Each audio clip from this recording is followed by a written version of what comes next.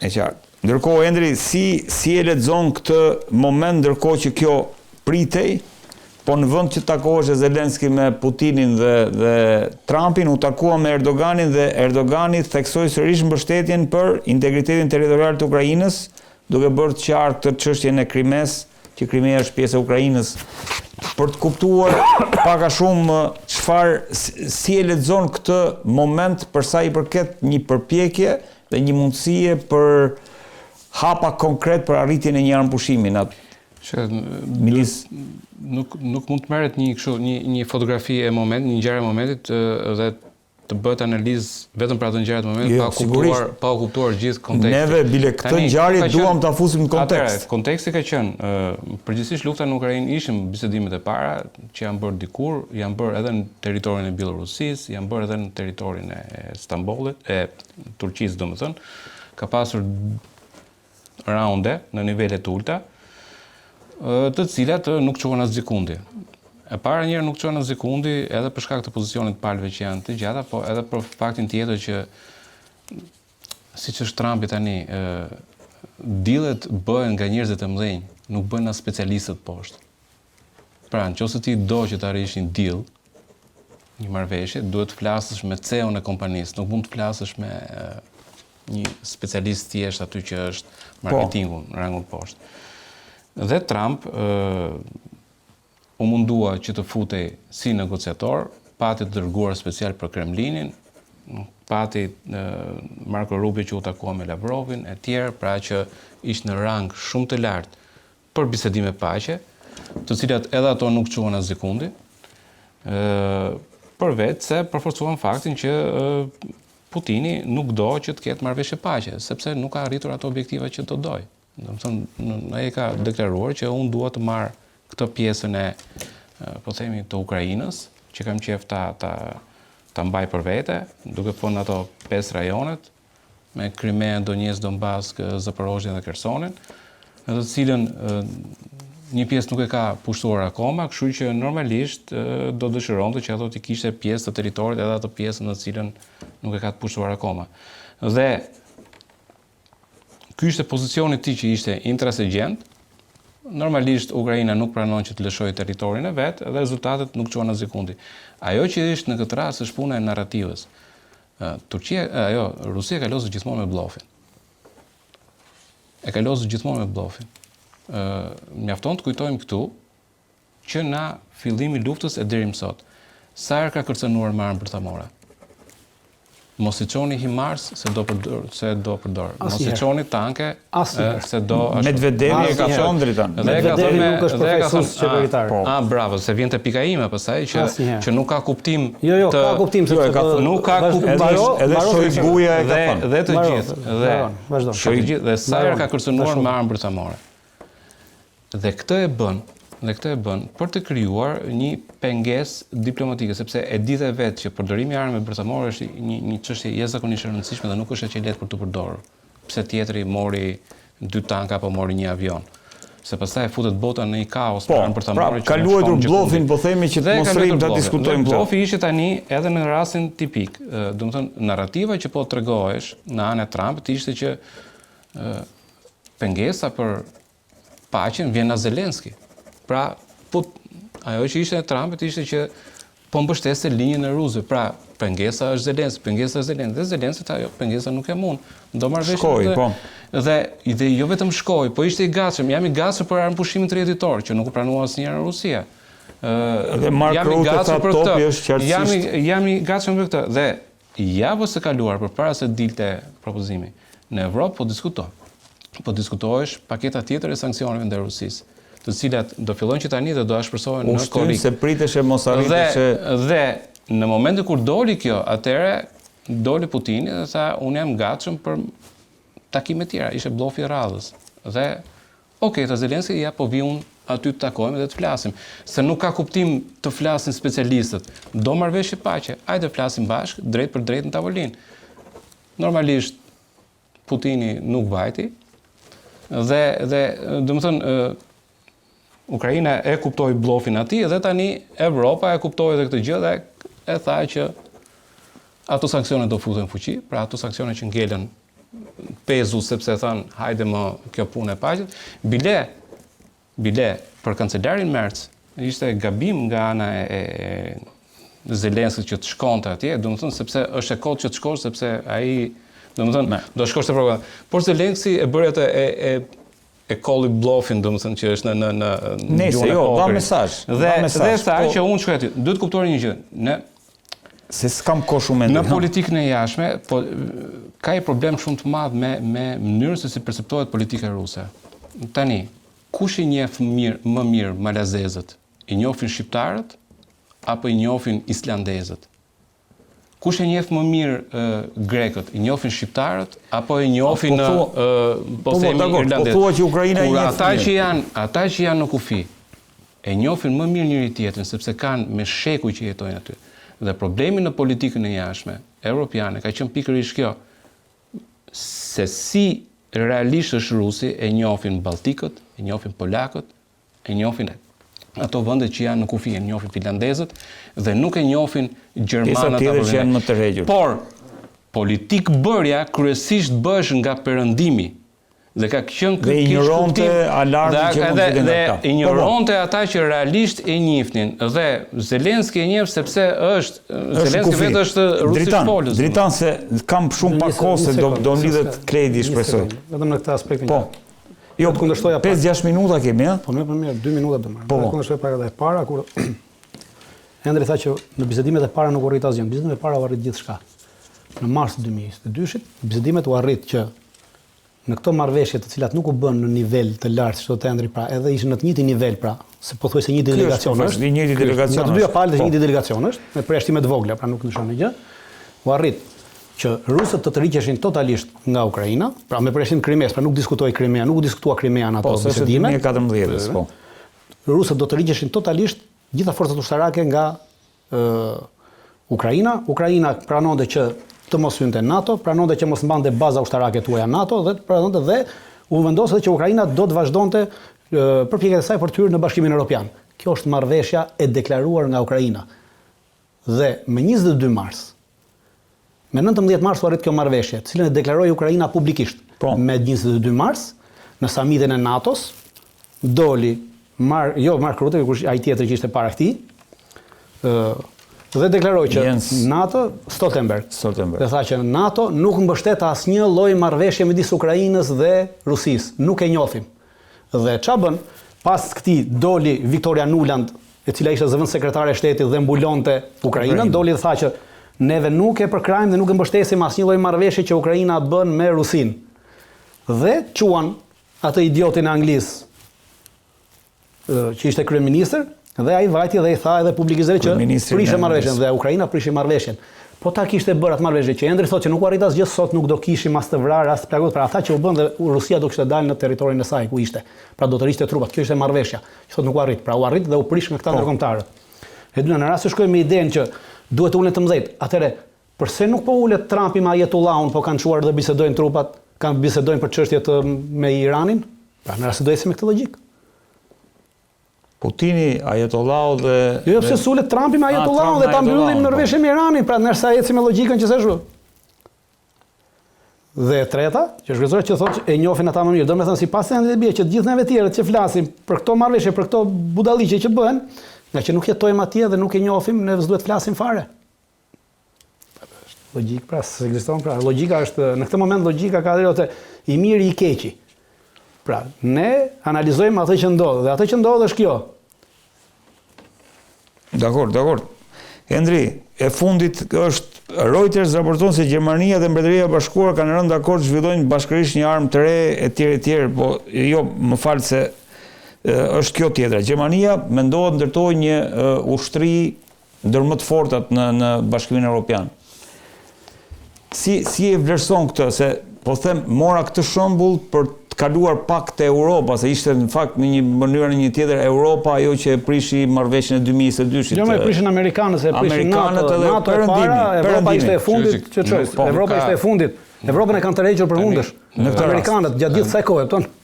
Tani nuk ka pasur marrëveshje në Bielorusi, Në Stamboll mor ishte marrëveshje. Marrëveshja ishte në Stamboll. Në mars, jo, po them, në mars nuk ka pasur marrëveshje.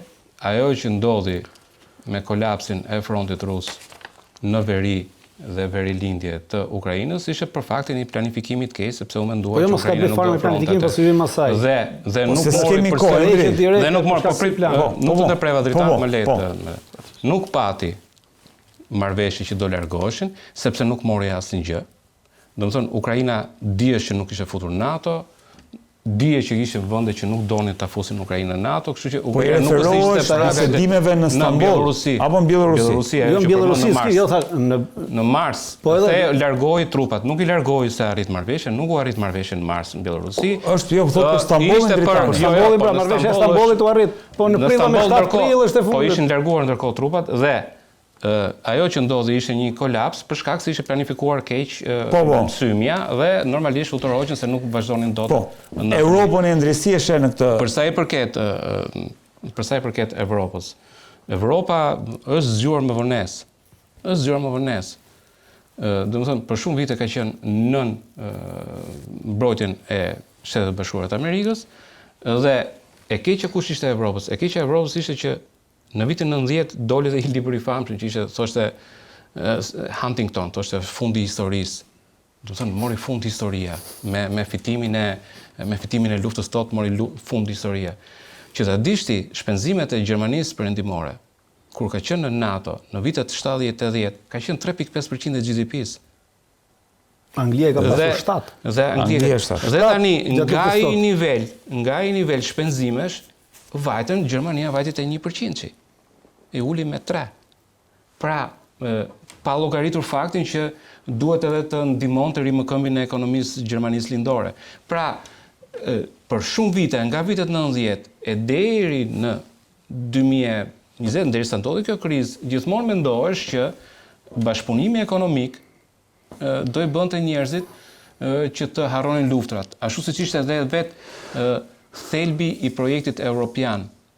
Pra, bashkëpunimi ekonomik që ka qenë kaloi në bashkim. Dhe me këtë ide ata menduan që dhe me Rusi mund të lozësh në këtë mënyrë. Gjë që kundërshtohesh në gjithë ajo që kthehem në rastin tjetër. Vendet që ishin me Rusin thoshin nuk është ashtu Rusia. Rusia nuk është si Gjermania me Francën që gjen bashkëpunimin ekonomik dhe normalisht pastaj e kaloi në projekt BE. Rusia ka tjetër mentalitet. Doli projektu. Dhe kjo që ishte kjo vendimmarrje, domethënë ky koncept i gabuar i Rusisë bëri që Evropa qëndronte e paarmatosur dhe faktikisht e papërgatitur për një konflikt gjatë, sepse nuk kishte rezerva, nuk kishte investuar shumë në atë drejtim dhe rezultati është që është në ato dhe është e prapambetur. Tashmë duhet që Evropa të kapi hapin e vet për të qenë dikushi, sepse është bërë në politikën e jashtme, nëse ti nuk ke një potencial ushtarak për ta mbështetur ato fjalë që thua. Po. Ndërkohë dritan këtë pyetjen që nisi ta bëjë Endrit, që Gjermania dhe Mbretëria e Bashkuar kanë rënë dakord të zhvillojnë bashkërisht një armë të re, goditje e precize në thellësi me rrezë veprimi mbi 2000 kilometra, çka më çonte ajo biseda që bëjmë vazhdimisht bashkë që edhe Europa ka filluar tani të zhvillojë këto raketat me rrezë të gjatë, çka kemi thonë paktën ti e ke thënë këtu në studion time. Në mes një deti tërë. Do duhet kohë thua. Ata kanë disa idera, pra evropianët kanë shpalosur disa idera, po në momentin mbeten vetëm në idera, për arsye se nuk i kanë shpalosur këto në asnjë lloj kapaciteti, as në letra as gjë. Kemi një deklaratë të Ursula von der Leyen, që është kryetare e Komisionit Evropian, pra e Bashkimit Evropian, e cila përcakton që Evropa nuk do të ketë asnjë ministri mbrojtje të përbashkët, pra nuk do të ketë një ministri mbrojtje unike Bashkimi Evropian, dhe çdo shtet do vazhdoj të prosperojë dhe të krijojë doktrinën e vet ushtarake dhe të menaxhojë doktrinën e vet ushtarake dhe forcat e vet ushtarake. Pra, marrëveshjet dy palë që bëjnë shtetet mes tyre nuk janë zgjidhje për mbrojtjen europiane nesër. Duhet ajo që kemi folur. Dritan, të falenderoj që të kisha, Endri, të falenderoj që të kisha, ndërkohë regjia shiko pak a është Kledi në linjë.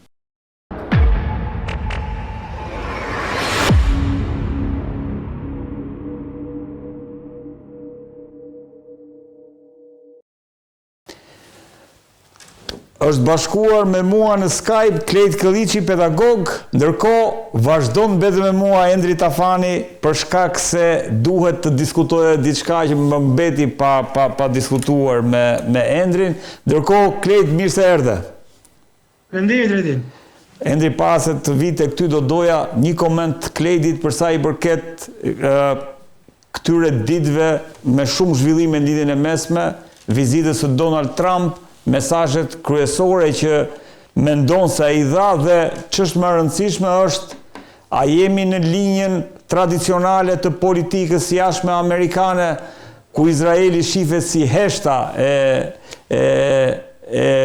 le themi e perëndimit për sa i përket narrativës që sundon botën prej 45-s, apo kemi një përmbysje të kësaj narrative dhe kjo është biseda që doja dhja. Pra, janë mesazhe politike që vazhdojnë të mbeten në kuadrin le themi, e politikës së jashtme që është tradicionale e Shtetet Bashkuara të Amerikës, apo Donald Trump ka përmbysur edhe këtë raport për sa i përket raporteve të SBA-s me linjën e mesme?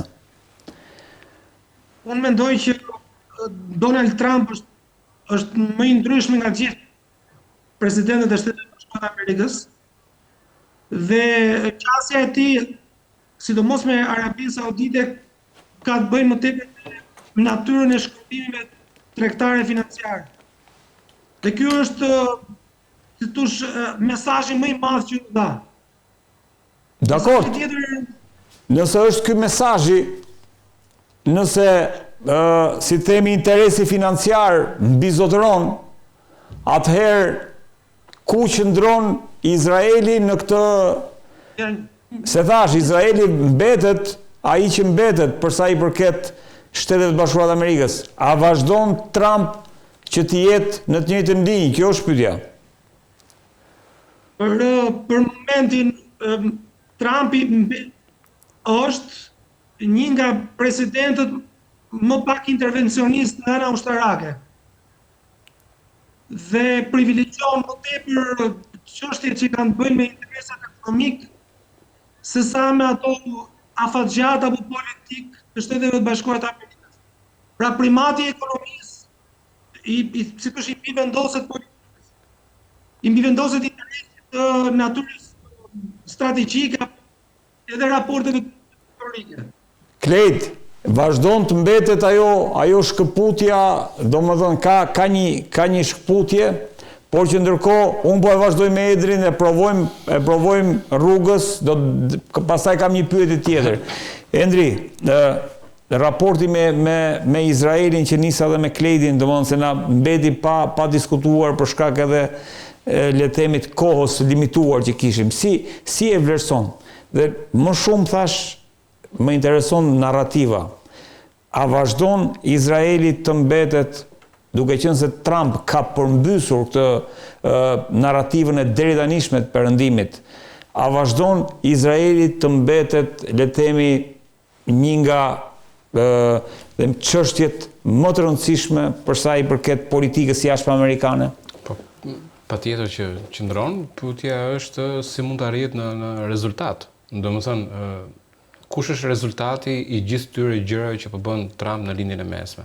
Po, Bloomberg sa po thotë që është parë me shumë shqetësim në Izrael marrëveshjet e armatimeve që Trump ka bërë me Arabinë Saudite, me Katarin, Shiko, Shtetet Bashkuara patën një problem me politikën e Trump, në të cilën ai vuri disa restriksione, domethënë vuri disa kufizime për armatimet që ai kishte çuar në Evropë.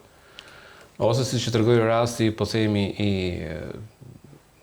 ndërprerjes së ndihmës së inteligjencës për Ukrainën, apo ideja që i kufizonte këto vende që të çonin armatimet prodhuara në Shtetet Bashkuara të Amerikës, ti çonin në Evropë, ti çonin në Ukrainë, dhe gjithë këto kufizime që vuri industria ushtarake, domethënë vuri presidenti, e dëmtuan industrinë ushtarake amerikane. Tashmë Evropa ka filluar që të prodhojë gjërat vet dhe ka krijuar edhe një fond të përbashkët Evropa, fond riarmatimi për Evropë, në të cilët do marrin pjesë vetëm kompani europiane të prodhimit të armatimit. Pra në këtë mënyrë Evropa po krijon një pavarësi nga Shtetet e Bashkuara të Amerikës në prodhimin e armatimit. Dhe problemi qëndron te fakti që blerësi më i madh i armatimeve amerikane dhe atyre që janë të shenjta është Evropa. Sepse Evropa e blen F-35-ën. Për një vend të, po them, të Afrikës si mund të shes dhe F-14-ën, domethënë që është i vjetër, apo F-104-ën, që janë prodhime të viteve 60-70. Po, një vend si Afrika për shembull nuk blen dot, një vend afrikan nuk mund të blejë dot F-35-ën, që i kushton sa gjysmë e buxhetit që ka, e që s'di as ta menaxhoj. Pra, janë ato vende të avancuara dhe që kanë shumë të ardhura, të cilët mund të blejnë ato që janë pajisjet më të avancuara, sepse kanë të bëjnë jo vetëm me faktin që janë sistemet komplikuara për të cilët kërkohet një kështu, por janë dhe shumë të shtrenjta për të blerë dhe për të mirëmbajtur. Për këtë arsye, me atë politikë që ndoqi, domethënë, i futi frikën në Evropës dhe Evropa po riarmatohet. Tashmë ndel industria ushtarake amerikane ndel jashtë loje dhe për atë duhen, sidomos në kushtet kur Amerika rrezikon recesionin, duhet që kjo ekonomi të eci dhe për këtë arsye është gjetur kush është blerësi tjetër i cili ka shumë lekë që mund t'i blej këto, është zona e Gjirit Persik. Arabia Saudite, Emiratet Arabe, Katari, po kjo ka alarmuar Izraelin, sepse fuqizimi, si ta lexojnë fuqizimin ushtarak të vendeve të Gjirit, le të them. Po është një garë, ti nuk mund të mbash, domethënë gjithmonë superioritetin, po themi dhe avantazhin që ke me të tjerët, kur të tjerët kanë një sasi, po themi, pothuajse të palimituar fondesh, që mund të blejnë çfarë do gjë. Nuk e pengon gjë Arabinë Saudite të blejë edhe një armë për ta marrë. Po ka një, pra, nuk e pengon gjë Arabinë Saudite që të blejë një gjë tjetër. Normalisht ti nuk mund të mbash për një kohë gjatë një superioritet të tillë, aq më tepër në kushtet kur Izraeli kuptohet që nuk e ka ekonominë të njëjtë me gjithë vendet me superfuqitë e prodhimit të naftës, siç është Arabia Saudite, Katari e të tjerët, që normalisht kanë të ardhurat më të larta. Pra ti nuk mund ta mbash të superioritetse. Mund të jetë një vend si Shtetet e Bashkuara të Amerikës, që ka prodhimin 26-27 trilion dollar, që mban një superioritet ekonomik edhe ushtarak, po Izraeli nuk e mban dot për shkak se superioritetin ekonomik nuk e ka të tillë. Për këtë arsye dikur do arrihet barazia midis Izraelit dhe vendeve të rajonit. Ajo që duhet kuptuar në anën e Izraelit është fakti kur të arrihet kjo barazi në të cilat kushte do ndodhemi. Pra do jemi prapë në kushtet e një konflikti apo do jemi në kushtet kur kemi arritur paqen. Kjo është ajo që po themi. Ajo që po tenton Trump me politikën e tij është që të arrijë paqen në rajon. Ky ka qenë qëllimi i tij. Dhe armatosi e tyre do të sjellë paqe apo do të sjellë armatosi e tyre shkon në drejtim të industrisë ushtarake amerikane. Në drejtim të paqes në rajon shkon fakti e parapunës i largimit të trupave amerikane në Siria dhe heqjen e sanksioneve në Siria, ndërprerja e fushatës ndaj Huthi, e cila ishte një, po themi, edhe një favor që i bëi Izraelit. Huthi vazhdon të sulmojë, mbrëm ishin sirenat e alarmit në gjithë Tel Avivin, a? Patjetër, por nuk ka ndërmend, pra ai thotë, nëse ti ke ndërmend që të angazhohesh me Huthit, unë nuk dua që të jem ai i cili jam duke bombarduar këtë gjë. Pra, mundohet të po themi të largohet paksa në rajonin, politika agresive në rajon, pra heq trupat nga Siria,